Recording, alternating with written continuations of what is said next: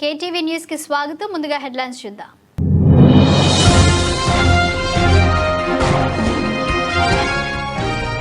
Polavaram project చేరుకున్న విదేశీ నిపుణుల బృందం. స్వాగతం పలికిన అధికారులు, నిర్మాణ సంస్థ ప్రతినిధులు.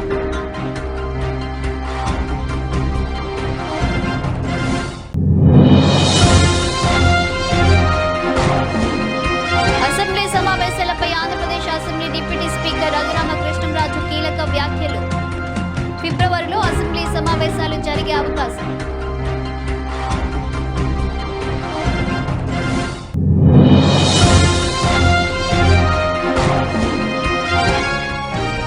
హత్య రాజకీయాలపై మాట్లాడే నైతిక హక్కు చంద్రబాబు నాయుడుకు లేదు. ఎన్టీఆర్ వర్ధంతి సభలో మాజీ ఎమ్మెల్యే టీజీఆర్ సుధాకర్ బాబు విమర్శ. పోలవరం ప్రాజెక్టు నిర్మాణ పురోగతిని పరిశీలించేందుకు విదేశీ నిపుణుల బృందం ప్రాజెక్టు నిర్మాణ ప్రాంతానికి సోమవారం చేరుకుంది. బృందంలో విదేశీ నిపుణులు సీన్ హించిబెర్గర్, డేవిడ్ బిపాల్, జియాన్ ఫ్రాంకో డి సికో ఉన్నారు. వీరు పోలవరం ప్రాజెక్టు నిర్మాణ ప్రాంతంలో 6వ విడత పర్యటిస్తున్నారు. వీరి వెంట కేంద్ర జల సంఘంలోని వివిధ విభాగాల అధికారులు సరబ్జిత్ సింగ్ బక్షి, మనీష్ రాథోర్, గౌరవ్ తివారీ, హేమంత్ గౌతమ్, సిఎస్ఎంఆర్ఎస్ అధికారులు మనీష్ గుప్తా, రవి అగర్వాల్, సిడబ్ల్యూపీఆర్ఎస్ ప్రతినిధి VS Ramarao, Polavaram project authority సభ్య కార్యదర్శి ఎం రఘురాం, డైరెక్టర్ కె శంకర్, ఆంధ్రప్రదేశ్ జల వనరుల శాఖ సలహాదారు ఎం Venkateswararao, ఎన్ఐఆర్ఎం director Ajay Kumar నైథానీ, CDO chief engineer ఉన్నారు. వీరికి జల వనరుల శాఖ ఈఎన్సీకే Narasimhamurthy, Polavaram SC Ramachandra Rao, MEIL general manager Gangadhar, DGM Murali Pammi స్వాగతం పలికారు. ప్రాజెక్టు పనుల పురోగతిని నిపుణుల బృందానికి వివరించిన జల వనరుల శాఖ అధికారులు, నిర్మాణ సంస్థ, ఎంఈఐఎల్ ప్రతినిధులు నేడు gap 1 D hill, gap 2 G hill, ప్రధాన డ్యాం ఎగువ దిగువ భాగాలు, D wall, dewatering channel, rock fill, clay stack పరిశీలించనున్న నిపుణుల బృందం. హత్య రాజకీయాలపై మాట్లాడే నైతిక హక్కు చంద్రబాబు నాయుడుకు లేదని ఎన్టీఆర్ వర్ధంతి సభలో ఆయన చేసిన ప్రసంగం పూర్తిగా నేలబారు చండాల రాజకీయానికి నిదర్శనమని వైఎస్ఆర్సీపీ ఎస్ఎస్ఎల్ రాష్ట్ర అధ్యక్షుడు మాజీ ఎమ్మెల్యే టీజీఆర్ సుధాకర్ బాబు విమర్శించారు. తాడేపల్లిలోని వైఎస్ఆర్సీపీ కేంద్ర కార్యాలయంలో మీడియాతో మాట్లాడిన ఆయన ఎన్టీఆర్ పేరును వాడుకుంటూ ప్రజల దృష్టిని మళ్లించే ప్రయత్నం చంద్రబాబు చేస్తున్నారని ఆరోపించారు. పిన్నమ్మ తాలిబొట్టు తెంచిన వారితో నేను గొడవ పడాల్సి వస్తుందని, అలాంటి వారితో రాజకీయాలు చేయాల్సి వస్తుందని ఇవాళ చంద్రబాబు అవహేళనగా మాట్లాడారని ఫైర్ అయ్యారు. మేం చేయని నేరాలను, ఘోరాలను వైఎస్ఆర్సీపీపై నెడుతున్నారని, దెయ్యాలు వేదాలు వల్లించినట్లుగా చంద్రబాబు తీరు ఉందని దుయ్యబట్టారు. సమాజంలోని అన్ని వ్యవస్థలు సక్రమంగా నడవాలంటే వ్యక్తి నుంచి వ్యవస్థ వరకు సమగ్రంగా ఆలోచించి త్రికరణ శుద్ధితో పనిచేయడమే ఏకాత్మ మానవ దర్శనని బీజేపీ రాష్ట్ర అధ్యక్షుడు పివిఎన్ మాధవ్ అన్నారు. నగరంలోని బీజేపీ రాష్ట్ర కార్యాలయంలో బీజేపీ ముఖ్య నేతలతో బీజేపీ రాష్ట్ర అధ్యక్షులు మాధవ్ సమావేశం నిర్వహించారు. సమావేశ అనంతరం మీడియాతో మాధవ్ మాట్లాడుతూ భవిష్యత్తు భారతావనికి ఏమి అవసరమో 1965 జనవరి 23న విజయవాడలో జరిగిన భారతీయ జనసంఘ్ తీర్మానంలో పండిట్ దీన్ దయాళ్ ఉపాధ్యాయ దిశానిర్దేశం చేశారని గుర్తు చేశారు. ఈ సందర్భంగా మాట్లాడుతూ జనసంఘ్ తీసుకున్న నిర్ణయాలు దేశంపై ఎలాంటి ప్రభావం చూపాయని దానిపై ఈ నెల 23-24న పునఃసమీక్ష చేస్తున్నామని చెప్పారు. 60 ఏళ్ల క్రితం దీన్ దయాళ్ ఉపాధ్యాయ ప్రతిపాదించిన సమగ్ర ఆలోచన విధానం నేటికి సమాజానికి దిశానిర్దేశం చేస్తుందని మాధవ్ తెలిపారు. అప్పటి తీర్మానాలను మననం చేసుకోవడంతో పాటు ప్రధానులుగా అటల్ బిహారీ వాజ్పేయి, నరేంద్ర మోదీ దేశానికి ఏం చేశారో ఎగ్జిబిషన్ ద్వారా వివరించబోతున్నట్లు చెప్పారు. ఇందిరాగాంధీ మున్సిపల్ స్టేడియంలో 2 రోజుల పాటు జరిగే ఈ కార్యక్రమానికి కేంద్ర మంత్రులు, బీజేపీ జాతీయ స్థాయి నేతలు, ఆర్ఎస్ఎస్ ముఖ్యులు హాజరవుతారని మాధవ్ వెల్లడించారు.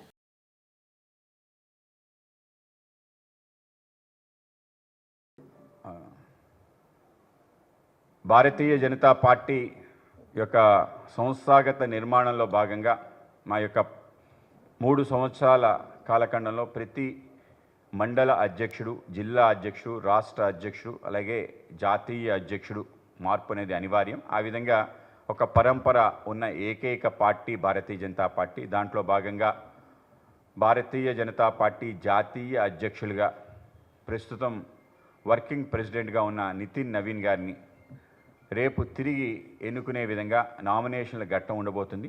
ఆంధ్రప్రదేశ్ నుంచి కూడా ఏదైతే మా జాతీయ కౌన్సిల్ సభ్యులు ఉన్నారో వాళ్ళందరూ కూడా వాళ్ళ యొక్క మద్దతును తెలియజేసే విధంగా ఆయన నామినేషన్ పత్రాన్ని ఇవాళ విజయవాడలో పూర్తి చేయడం జరిగింది. మా ఎమ్మెల్యేలు, ఎంపీలు అలాగే మా జాతీయ కౌన్సిల్ సభ్యులు అందరూ కలిసి ఈ యొక్క నామినేషన్ పత్రాన్ని వాళ్ళు పూర్తి చేసి ఇవాళ ఢిల్లీకి వెళ్ళడం జరిగింది. మీ అందరం కూడా రేపు పెద్ద డెలిగేషన్ ఢిల్లీ వెళ్ళబోతున్నాం. ఆంధ్రప్రదేశ్ భవన్లో రేపు 12:30కి సమావేశమే. ఆ యొక్క నామినేషన్ పత్రం తీసుకెళ్ళి మా కేంద్ర కార్యాలయంలో నితిన్ నవీన్ గారి అభ్యర్థిత్వాన్ని బలపరుస్తూ ఆ నామినేషన్ దాఖలు చేయబోతున్నాం. 20వ తారీఖు అఫీషియల్గా జాతీయ అధ్యక్షుడిగా మా నితిన్ నవీన్ గారు ఆయన డిక్లేర్ కాబోతున్నారు. ఆ విధంగా పూర్తి స్థాయి జాతీయ అధ్యక్షుడిగా తన కార్యకలాపాలు ప్రారంభించుకుంటారు. 21వ తారీఖు మా యొక్క జాతీయ కౌన్సిల్ సమావేశాలు ఉంటాయి. ఆ విధంగా ఒక కొత్త ఆలోచన, యువతకి ప్రాధాన్యత ఇవ్వాలి అనే ఒక ఆలోచన, దాంతోపాటు భారతీయ జనతా పార్టీ సిద్ధాంతంతో ముడిపడి అనేక సంవత్సరాలు ప్రజా సమస్యలపైన ప్రజా పోరాటం చేస్తూ బీహార్ లాంటి ప్రాంతంలో 5 సార్లు ఎంపీగా ఉంటూ మా పార్టీ ఆ ప్రాంతానికి సంబంధించిన మంత్రిగా పనిచేసి దేశవ్యాప్తంగా భారతీయ జనతా యువమోర్చాలో ఒక క్రియాశీలక నాయకుడిగా దేశవ్యాప్తంగా తిరిగిన నాయకుడు, 50 సంవత్సరాల లోపు వయసు కలిగిన వ్యక్తి మొదటిసారి జాతీయ అధ్యక్షుడు కావటం ఏదైతుందో ఇది కూడా ఒక చారిత్రాత్మక అంశం. ఆ విధంగా అతి పిన్న వయసులో శ్రీ నితిన్ నవీన్ గారు ఆయన అధ్యక్షులు కాబోతున్నారు. ఆ విధంగా ఆంధ్రప్రదేశ్ శాఖ మొత్తం కూడా ఆయనకి శుభాకాంక్షలు, అలాగే ఆయన యొక్క అభ్యర్థిత్వాన్ని బలపరచడానికి అందరం కూడా రేపు బయలుదేరి ఢిల్లీ వెళ్తున్నామని ఆ విషయాన్ని మీకు తెలియజేయడానికి సంతోషిస్తున్నాను.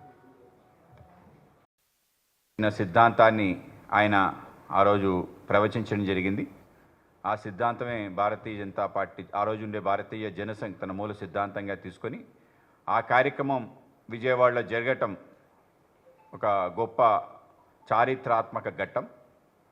జాతీయవాద సంస్థలన్నీ కూడా దేనికోసం పనిచేస్తున్నాయి, ఏదైతే జాతీయ పునర్నిర్మాణం, మనం హిందుత్వం ఏదైతే భారతీయత సంబంధించిన మూలాలు ఏదైతే ఉన్నాయో వాటిని ప్రస్తుతీకరణ ఏకాత్మ మానవ దర్శనం ద్వారా చేయడం జరిగింది. దీన్ని ఇంగ్లీష్లో ఇంటిగ్రల్ హ్యూమనిజం అంటారు. అన్ని విషయాల్ని కూడా సమగ్రంగా ఆలోచన చేసి దాన్ని ప్రస్తుతీకరిస్తే అనేక రకాల సమస్యలు పరిష్కారం అవుతాయి. అలాగే దేశానికి సంబంధించిన భవిష్యత్తు కూడా దానిపైనే నిర్మించబడుతుంది అని చెప్పి ఆలోచన చేసి ఏదైతే భారతదేశం యొక్క మూలభూత అంశం ఉందో, ఏదైతే వ్యక్తి ఆధారంగా ఉండే సమాజం, అలాగే సమాజాన్ని వ్యక్తిని నడిపించే ప్రకృతి, అలాగే ఈ ప్రకృతికి అంతా తనతో కలుపుకొని ముందుకు తీసుకెళ్లే ఈ యొక్క విశ్వం, అలాగే విశ్వాన్ని నడిపించే ఆ యొక్క భగవంతుడు, ఆ యొక్క విశ్వ చైతన్య శక్తి, వీటన్నిటికీ కూడా ఒక సారూప్యత ఉంటుంది. ఒక దానిపై ఒకటి ఆధారపడి ఉంటుంది. ఏది కూడా విడివిడిగా ఉండదు.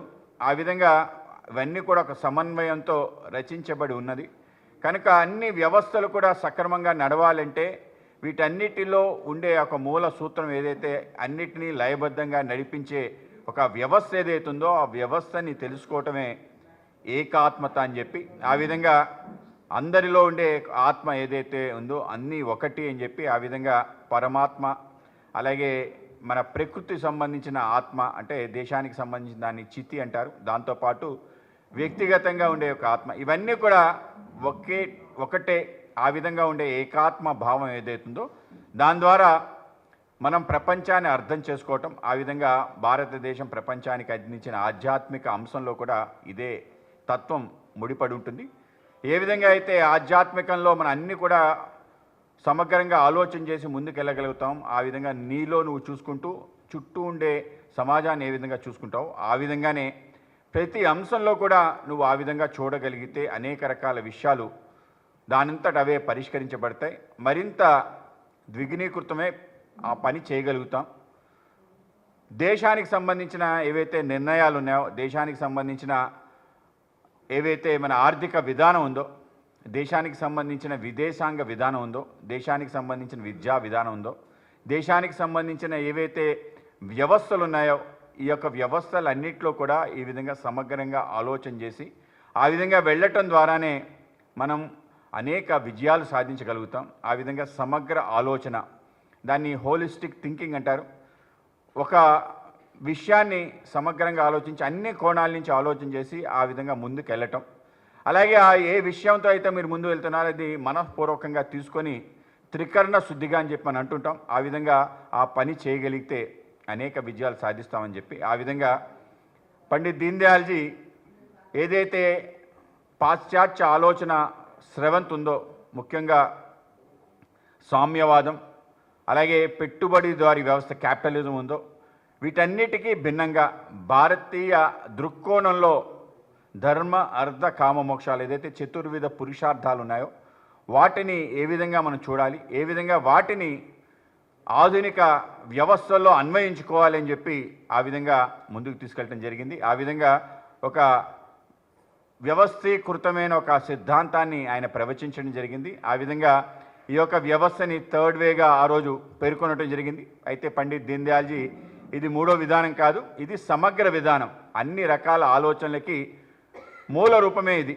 భారతీయ తత్వ జ్ఞానం కూడా అన్నిటికీ సంబంధించిన అంశం తప్ప దేనికో అన్ని అంశాలు కూడా దాంట్లో ముడిపడి ఉంటాయి, దేనికి కూడా అది భిన్నమైనది కాదు అనే విషయాన్ని కూడా ఆయన చెప్పడం జరిగింది. ఆ విధంగా ఏదైతే సిద్ధాంతాన్ని ఆయన ప్రవచించాడో అది ఆయన ఏదో కొత్తగా నేనే కనుగొన్నానని కాకుండా ఏదైతే మన ఋషి పరంపర ఉందో ఆ ఋషి పరంపర అంతా కూడా వాళ్ళందరూ కూడా చూసిన మార్గం, వాళ్ళందరూ కూడా సమాజాన్ని ఏ విధంగా చూస్తారు, సమాజాన్నే చూడటం కాకుండా సమాజంలో ఉండే అన్ని రకాల అంశాలు, ఒక వ్యక్తి ఉన్నతికి కావలసిన అంశాలు, వ్యక్తి అలాగే తన కుటుంబంతో పాటు సమాజం, ఆ యొక్క సమాజం యొక్క వికాసంకి ఏమిటి దానికి మూలభూతమైన అంశం ఏమిటి అని చెప్పి ఆ విధంగానే అందరికీ కావాల్సింది ఆనందం, ఆ ఆనందాన్ని పొందడానికి కావలసిన అంశాలు ఏంటి, వాటిని ఏ విధంగా పొందటం అనే ఒక అంశాన్ని తీసుకొని ఆ విధంగా దాన్ని ప్రవచించడం జరిగింది. అనేక రకాల విషయాల్ని దాన్ని క్రోడీకరించి ఆధునిక పరిభాషలో అనేక రకాల ఇజం సంబంధించిన అంశాలు కూడా కలిపి ఇంటిగ్రల్ హ్యూమనిజం పేరు మీద తీసుకురావడం జరిగింది. దానిపైన పెద్ద ఎత్తున ప్రపంచవ్యాప్తంగా చర్చ కూడా జరిగింది. దీన్ని థర్డ్ వే రూపంలో కూడా చాలామంది స్వీకరించారు.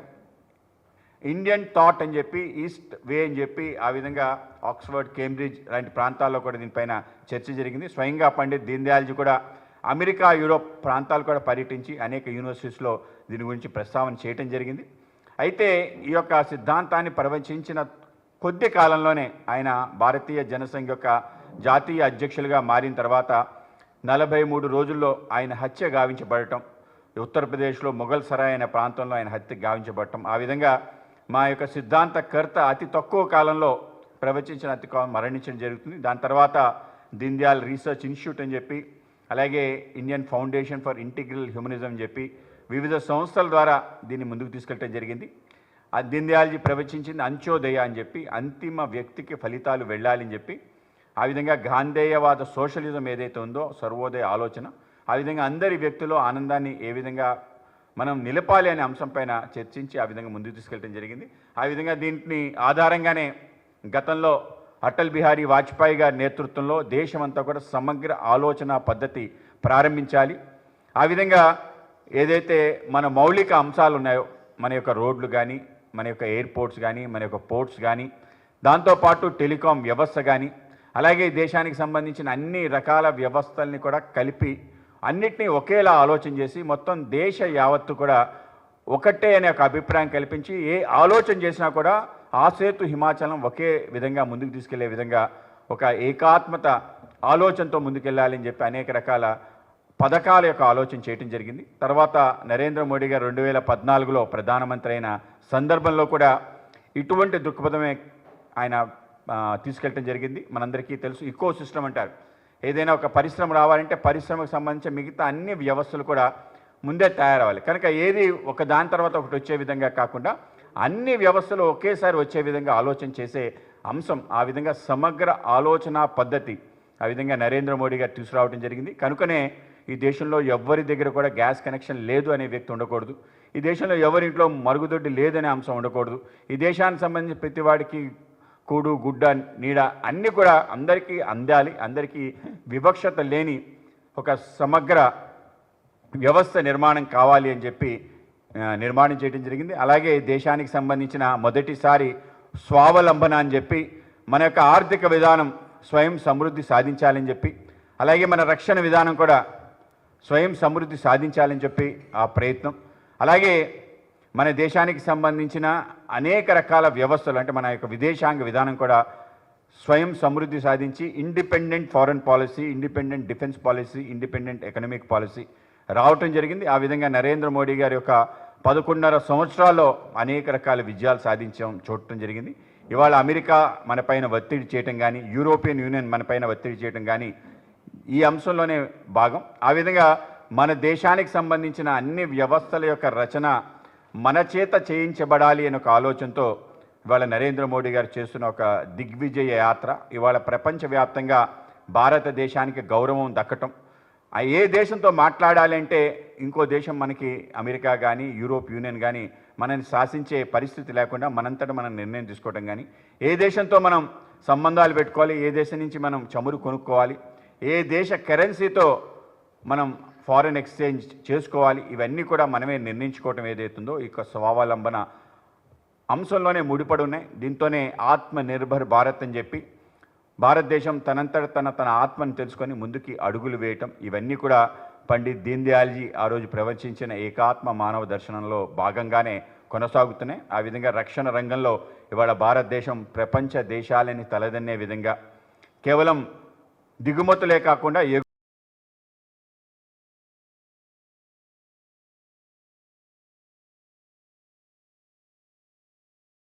ఎన్టీఆర్ తెలుగువారి ఆత్మ గౌరవం కాపాడడం కోసం, బడుగు బలహీన వర్గాల జీవన విధానం మెరుగుపరచడం కోసం తెలుగుదేశం పార్టీని స్థాపించారని ఏపీ నాగవంశీల కార్పొరేషన్ చైర్మన్ ఎర్రబోతు రమణ అన్నారు. దేశం అంతా కాంగ్రెస్ పార్టీ చేతుల్లో ఉన్నప్పుడు తెలుగుదేశం పార్టీని స్థాపించి 9 నెలలు రాష్ట్రం అంతా తిరిగి అధికారంలోకి తీసుకొచ్చిన మహనీయుడు నందమూరి తారక రామారావు అని కొనియాడారు.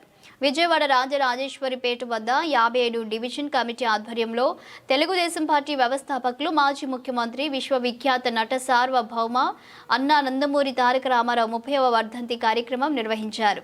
ఈ కార్యక్రమానికి ముఖ్య అతిథిగా ఏపీ నాగవంశీల కార్పొరేషన్ చైర్మన్ ఎర్రబోతు రమణ పాల్గొని డివిజన్ నాయకులు, కార్యకర్తలు, స్థానిక మహిళలతో కలిసి చిత్రపటానికి పూలమాలలు వేసి నివాళులర్పించారు. అనంతరం ఎర్రబోతు రమణ మాట్లాడుతూ ఎన్టీఆర్ తెలుగువారి ఆత్మ గౌరవం కాపాడడం కోసం, బడుగు బలహీన వర్గాల జీవన విధానం మెరుగుపరచడం కోసం తెలుగుదేశం పార్టీని స్థాపించారన్నారు. దేశమంతా కాంగ్రెస్ పార్టీ చేతుల్లో ఉన్నప్పుడు తెలుగుదేశం పార్టీని స్థాపించి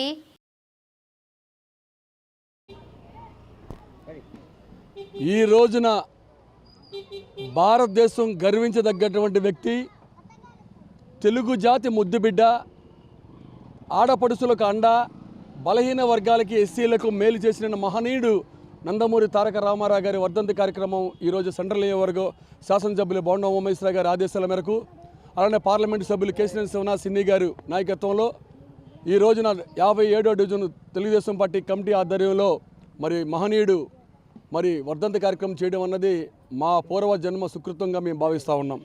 ఈ రోజున మేమందరం కూడా ఖద్దరు షర్ట్లు వేసుకొని నాయకులుగా సలామణి అవుతున్నామంటే ఆ మహనీయుడు పార్టీ పెట్టబట్టే, ఆ మహనీయుడు చూపినటువంటి దారిలో మేము నడుస్తూ ఉన్నాం. ఎల్లప్పుడూ కూడా ఎన్టీ రామారావు గారికి మేము ఎప్పుడు కూడా రుణపడి ఉంటాం. పార్టీ లైన్కి కష్టపడి పనిచేసి పేద వర్గాలకి, మహిళలకు, అందరికి కూడా కష్టపడే విధంగా వారు చూపినటువంటి బాట, అలానే మా నాయకుడైనటువంటి చంద్రబాబు నాయుడు గారు ఆదేశిస్తున్నటువంటి ప్రయాణంలో ప్రయాణం చేస్తామని చెప్పేసి అందరికి కూడా ఈ రోజున ఎన్టీఆర్ వర్ధంతి సందర్భంగా నేను కేంద్ర ప్రభుత్వాన్ని, నరేంద్ర మోడీ గారిని కూడా, అలానే మా గౌరవ జాతీయ అధ్యక్షులు, అలానే ముఖ్యమంత్రి వర్యులు వారిని కూడా నేను కోరుతా ఉన్నా. అన్న నందమూరి తారక రామారావు గారికి భారతరత్న ఇవ్వాలని చెప్పేసి కూడా మీ సందర్భంగా వారిని విన్నవిస్తుంటా ఉన్నాం. ఎందుకంటే భారతరత్నకి వన్ని విధంగా తెచ్చే వ్యక్తి ఆ మహనీయుడు ఎన్టీ రామారావు అని చెప్పేసి మేము భావిస్తూ ఉన్నాం. తప్పకుండా మన మద్దతుతో ఉన్నటువంటి నేషనల్ గవర్నమెంట్లో ఈ టర్మ్లో ఎందుకంటే ఈ కూటమి ప్రభుత్వంలో భారతరత్న ఇవ్వాలని చెప్పేసి, తప్పకుండా భారతరత్న ఇస్తే వారు ఉన్నటువంటి విలువలకు, వారు చేసినటువంటి త్యాగానికి గుర్తింపు ఇస్తుందని చెప్పేసి సందర్భంగా తెలియజేసుకుంటూ, ఇటువంటి చక్కటి అవకాశాన్ని మా డివిజన్ కమిటీ నాకు ఇచ్చినందుకు వారందరూ కూడా పేరు పేరున ధన్యవాదాలు తెలియజేస్తున్నాను. అజిత్ సింగ్ నగర్ గ్రామ దేవత అయిన నాగ నూకాంబిక అమ్మవారి దేవస్థానంలో లోక కళ్యాణార్థం సుదర్శన శాంతి హోమం నిర్వహించారు. ఆదివారం మౌని అమావాస్య కావడంతో భక్తులు పెద్ద ఎత్తున అమ్మవారి ఆలయానికి తరలివచ్చి ప్రత్యేక పూజలు గావించారు. కోరిన కోరికలు తీర్చే నాగ నూకాంబిక అమ్మవారిని ప్రార్థిస్తే సకల శుభాలు కలుగుతాయని దేవస్థానం ప్రధాన అర్చకులు మోహన్ రావు తెలిపారు. అజిత్ సింగ్ నగర్లో ప్రసిద్ధిగాంచిన నాగ నూకాంబిక అమ్మవారి దేవస్థానంలో లోక కళ్యాణార్థం సుదర్శన శాంతి హోమం నిర్వహించారు. ప్రతి అమావాస్య రోజున నాగ నూకాంబిక అమ్మవారికి ప్రత్యేక పూజలు నిర్వహిస్తుంటారు. ఆదివారం రోజున అమావాస్య రావడంతో భక్తులు వేకువజాము నుంచి అమ్మవారి ఆలయానికి తరలివచ్చారు. అమ్మ భవానీ దుర్గా భవానీ నామస్మరణతో ఆలయ ప్రాంగణం మారుమోగింది. సుదర్శన శాంతి హోమం అనంతరం భక్తులకు అన్న సంతర్పణ గావించారు. అధిక సంఖ్యలో భక్తులు ఈ కార్యక్రమంలో పాల్గొని అమ్మవారి తీర్థ ప్రసాదాలు స్వీకరించారు. ఈ సందర్భంగా దేవస్థానం ప్రధాన అర్చకులు మోహన్ రావు మాట్లాడుతూ అజిత్ సింగ్ నగర్ గ్రామదేవత అయిన నాగ నూకాంబిక అమ్మవారిని ప్రార్థిస్తే సకల శుభాలు కలుగుతాయన్నారు. కోరిన కోరికలు తీర్చే అమ్మవారు నాగ నూకాంబికా దేవి అని ఆయన తెలిపారు. ప్రతి అమావాస్య రోజున దేవాలయంలో శాంతి హోమం నిర్వహిస్తామని, ఈ ఆదివారం రోజున అమావాస్య రావడంతో అమ్మవారికి విశేషాలు నిర్వహించినట్లు తెలియజేశారు. భక్తుల సహాయ సహకారాలతో నాగనూకాంబికా దేవి అమ్మవారికి ప్రత్యేక పూజలు, అభిషేకాలు, హోమాలు నిర్వహించడంతో పాటు పెద్ద ఎత్తున అన్న సంతర్పణ చేస్తున్నట్లు ఆయన వివరించారు. ఉగాది రోజున అమావాస్య సందర్భంగా దేవస్థానం 50వ సంవత్సరం ఉత్సవాలు వైభవంగా నిర్వహించనున్నట్లు తెలియజేశారు. జై భవానీ, జై జై భవానీ. మన అజిత్ సింగ్ నగర్ గ్రామ దేవత అయినటువంటి శ్రీ శ్రీ నాగ నూకాంబిక దేవస్థానం నుండి మాట్లాడుతున్నాము. నా పేరు గొలజాప్ మోహన్ రావు. గత 50 ఏళ్లుగా ఈ అమ్మవారు ఇక్కడ స్థిరపడి కోరిన కోరికలు భక్తులందరికి కూడా తీరుస్తున్నారు. ఈ అమ్మవారు చల్లని తల్లి, కోరిన కోరికలు తీర్చే కల్పవల్లి. కావున ఈ రోజున ఇవాళ ప్రతీ నెల అమావాస్యకి హోమము మరియు అన్న సంతర్పణ నిర్వహించడం జరుగుతున్నది. అలాగే ఈ రోజున ఇవాళ ప్రత్యేకత ఏంటంటే ఆదివారం అమావాస్య రావటం చాలా విశేషం. ప్లస్ దాంట్లో ఇంకా ముఖ్యంగా మనకి మౌలి అమావాస్య, ఇవన్నీ కూడా కలిసి రావటం చాలా అదృష్టదాయకంగా భావిస్తూ ఇవాళ సుదర్శన శాంతి హోమం నిర్వహించడం జరిగింది.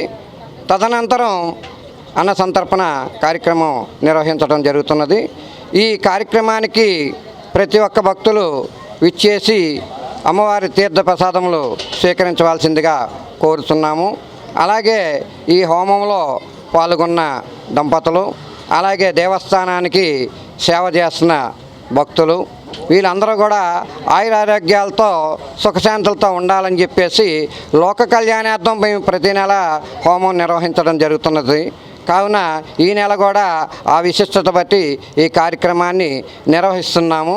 అలాగే రేపు రాబోయే కొత్త అమావాస్య ఉగాది అమావాస్యకి అమ్మవారి 50వ సంవత్సరం ఘనంగా ఉత్సవం నిర్వహించడానికి సన్నాహాలు చేస్తున్నాం స్వామి. అలాగే మన ఈ దేవస్థానానికి ఇస్తున్న భక్తులందరూ కూడా అలాగే ఆయురారోగ్యాలతో సుఖశాంతులతో వారు బిడ్డలతో చల్లగా వర్ధిల్లాలని చెప్పేసి అమ్మవారిని ఈ అవకాశం ఇచ్చినందుకు వేడుకుంటూ, ఈ అవకాశం ఇచ్చిన మాకు పూర్వజన్మ కృతజ్ఞతగా భావిస్తూ అమ్మవారికి కృతజ్ఞతలు తెలియజేస్తూ జై నూకాంబికా మాతాకో, జై నాగ నూకాంబికా మాతాకో, జై నూకాంబికా మాతాకో, జై నాగ నూకాంబికా మాతాకో. అసెంబ్లీ సమావేశాలపై Andhra Pradesh assembly deputy speaker Raghurama Krishnam Raju కీలక వ్యాఖ్యలు చేశారు. ఫిబ్రవరిలో అసెంబ్లీ సమావేశాలు జరిగే అవకాశం ఉందని తెలిపారు. వైసీపీ అధినేత వైఎస్ జగన్మోహన్ రెడ్డి ఆ పార్టీ ఎమ్మెల్యేలు సభకు రావాలని ఆహ్వానించారు. అసెంబ్లీకి రాకుండా జీతాలు తీసుకునే అంశంపై ఎథిక్స్ కమిటీ పరిశీలిస్తుందని పేర్కొన్నారు. ఎమ్మెల్యేలు సభకు వరుసగా 60 రోజులు హాజరు కాకపోతే అనర్హత వేటు పడుతుందని డిప్యూటీ స్పీకర్ రఘురామకృష్ణంరాజు స్పష్టం చేశారు. 60 రోజుల్లో ఒక్కసారి అసెంబ్లీకి వచ్చినా సరిపోతుందని చెప్పారు. శాసన మండలిలో ఒక రకమైన వాతావరణం, శాసనసభలో మరో వాతావరణం ఉందన్న వైసీపీ నేతల వ్యాఖ్యలను ఖండించారు. శాసన మండలిలో ఒక తరహా వాతావరణం, శాసనసభలో మరో తరహా వాతావరణం వంటివి ఉండవని క్లారిటీ ఇచ్చారు. ఈ విషయాన్ని వైసీపీ నేతలు గ్రహించాలని హితో పలికారు. తానెప్పుడు రాజకీయాల గురించి మాట్లాడలేదని చెప్పుకొచ్చారు. రాజ్యాంగబద్ధమైన పదవిలో ఉన్న వాళ్ళు ప్రాతినిధ్యం వహిస్తున్న రాజకీయ పార్టీకి రాజీనామా చేయాల్సిన అవసరం లేదని తెలిపారు. 10వ షెడ్యూల్ ప్రకారం ఉన్న మినహాయింపులు అర్థం కాక ఇంగ్లీష్లో ఉన్నది అర్థం చేసుకోలేని వాళ్లే ఇలా మాట్లాడుతున్నారని రఘురామకృష్ణంరాజు వెల్లడించారు. తనపై అభ్యంతరాలతో ఏపీ ప్రభుత్వానికి వచ్చాయని ప్రస్తావించారు. తాను స్వీయ నియంత్రణ పాటించేవాడినని, అందుకే టీడీపీ సమావేశాలకు హాజరవడం లేదని, అలాగని పాల్గొనకూడదనే నిబంధన కూడా లేదని రఘురామకృష్ణంరాజు పేర్కొన్నారు.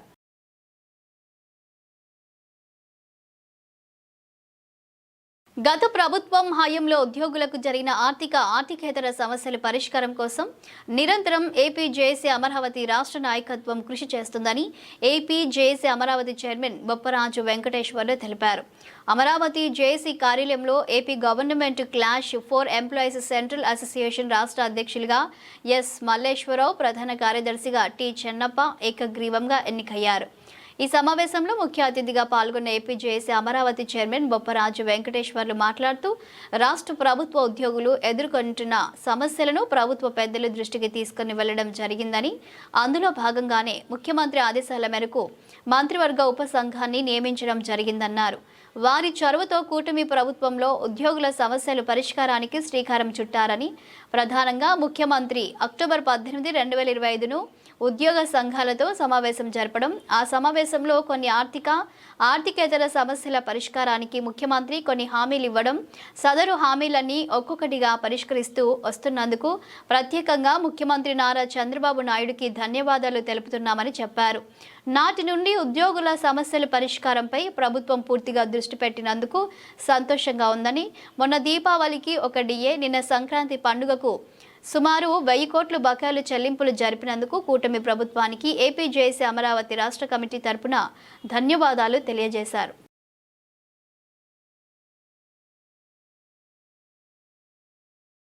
సిపిఐ పోరాటాల చరిత్రకు 100 ఏళ్లు నిండాయని, ఆవిర్భావం నుంచి నిర్బంధాలు ఎదుర్కొంటూ ప్రజల పక్షాన నిలిచిన ఏకైక పార్టీ సిపిఐ మాత్రమేనని పార్టీ నగర కార్యదర్శి జి కోటేశ్వరరావు తెలిపారు. ఉద్యమాలకు పురిటిగడ్డగా పేరుగాంచిన ఖమ్మం పట్టణంలో సిపిఐ నోరు వసంతాలను పురస్కరించుకొని నిర్వహించిన భారీ ర్యాలీ కార్యక్రమంలో విజయవాడ నగర కమిటీ నాయకులు పెద్ద ఎత్తున తరలి వెళ్లారు. ఈ సందర్భంగా ఖమ్మం పురవీధిలో ఎర్ర జెండాలు చేతబూని కమ్యూనిజం, మార్కిజం వర్ధిల్లాలి అంటూ నినాదాలు చేశారు.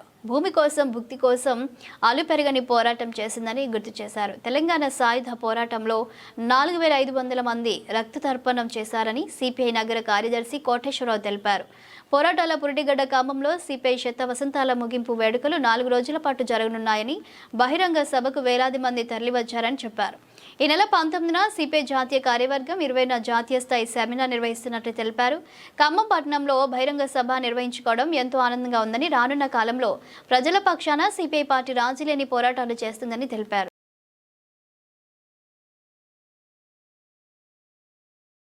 బులెటిన్ ముగించే ముందు హెడ్లైన్స్ మరోసారి.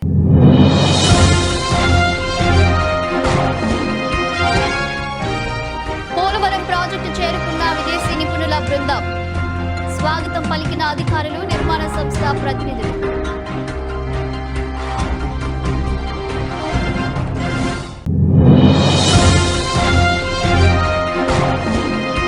అసెంబ్లీ సమావేశాలపై Andhra Pradesh assembly deputy speaker Raghurama Krishnam Raju కీలక వ్యాఖ్యలు. ఫిబ్రవరిలో అసెంబ్లీ సమావేశాలు జరిగే అవకాశం.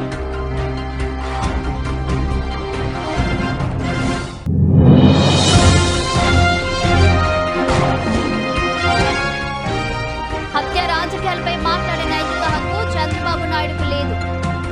ఎన్టీఆర్ వర్ధంతి సభలో మాజీ ఎమ్మెల్యే టీజీఆర్ సుధాకర్ బాబు విమర్శ. ఇవి bulletin updates. Keep watching news.